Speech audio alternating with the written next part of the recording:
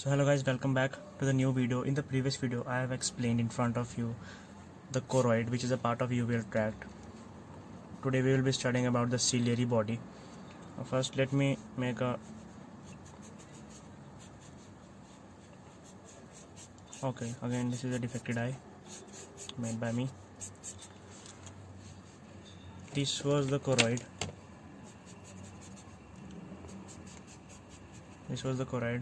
And in front choroid gets expanded. This results in the formation of a structure. This is the ciliary body, a small diaphragm hanging down. This is iris. So the whole uveal tract consists of choroid, ciliary body and iris. In my next video I'll be explaining you all about the iris. I am explaining these things in short videos so that you all not get confused. Here I'll be making a normal big diagram. This was sclera. Now if we can see,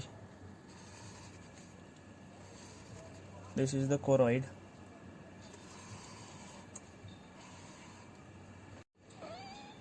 This is the ciliary body. This is choroid.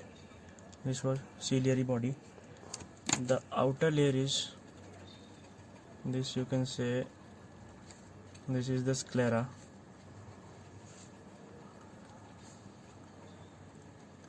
Now as in my previous video about choroid, one of my friend commented that the the double pigment epithelium of the retina does not covers the choroid and the ciliary body. It ends at ora serrata. Let me clear you that ora serrata is a part where rod and cone cells disintegrates, whereas the double epithelium, which is the pigmented epithelium of the retina as well as the neuronal layer of the retina, continues further.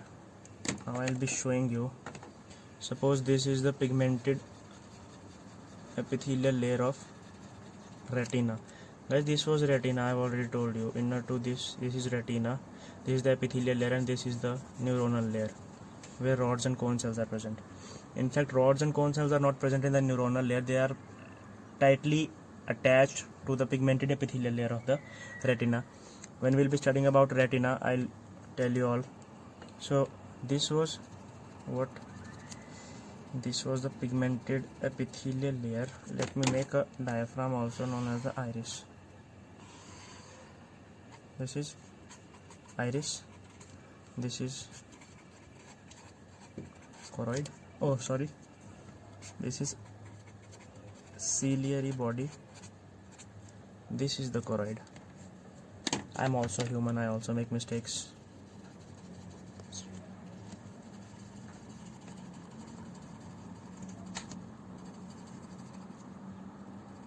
Let me tell you here are the small villus projections, which you might be knowing that these are the ciliary processes.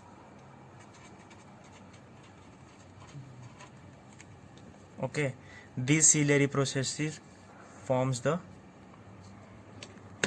fluid of the anterior compartment called as the aqueous humor. Now the diagram got a little bit wrong. This will continue like this.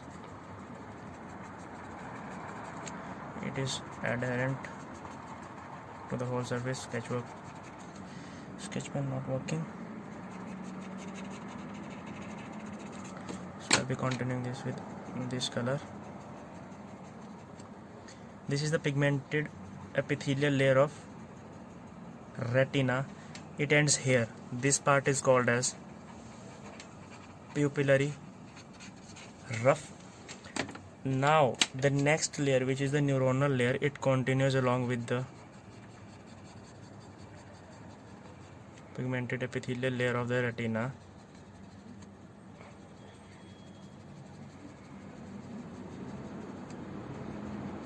Moving forward, covering the entire ciliary processes.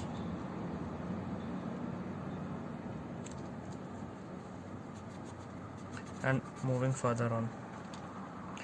Now main portion, I have already told you that behind this, suppose this is the lens, these are the suspensory ligaments, or zonules adherent here. Now this portion, which is a little bit plain, this is called as pars plana. This is the main portion of the ciliary body which provides attachment to the suspensory ligament which holds up the lens. Now this portion is called as pars plica, P-L-I-C-A-T-A. Now the next thing, this ciliary body is also provided blood supply. Topic on the blood supply will study later on. Now one thing which I have told you in the previous topic on sclera, there was I have told you about scleral spur.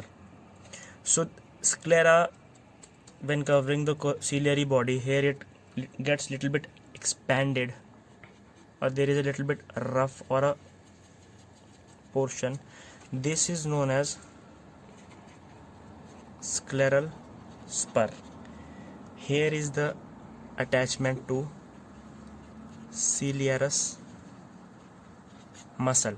This ciliarus muscle is responsible for the shape of the lens of eyeball. Now I'll tell you, as you know that all the muscles have their unique muscle fibers. So in this ciliarus muscle there are three types of muscle fibers. One will go backwards, one will move like this, and then others will be like circular. So these fibers can be defined as, these are the longitudinal fibers, these are radial fibers, and these are circular fibers.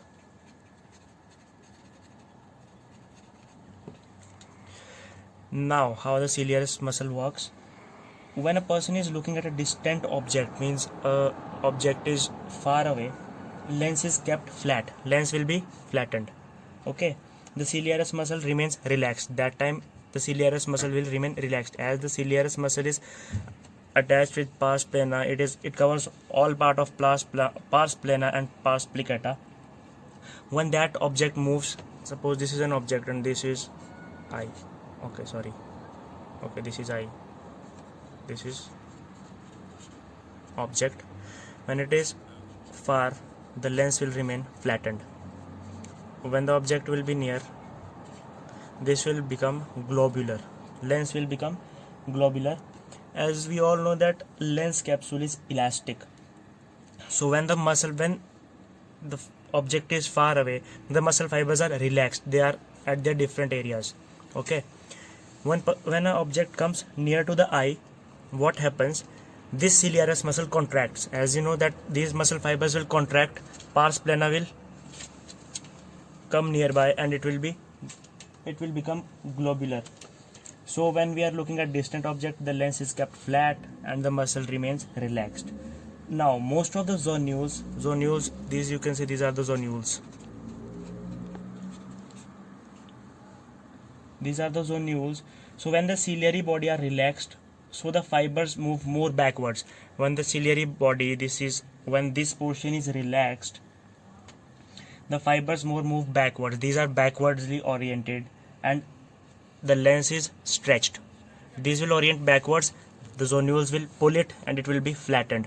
When they'll come back, the zonules will not stretch the lens and the lens will be globular in shape. So guys, this was the information about the ciliary body, which is a part of the uveal tract. Now I would like to tell you about the nerve supply. Nerve supply to the ciliary body is always parasympathetic, which is provided by the Edinger-Westphal nucleus. I'll write here, Edinger-Westphal nucleus of midbrain. Whereas in the iris there are two muscles, dilator and the constrictor. We will study about all these things later on in the next video. So I hope you all enjoyed the video. Thank you so much.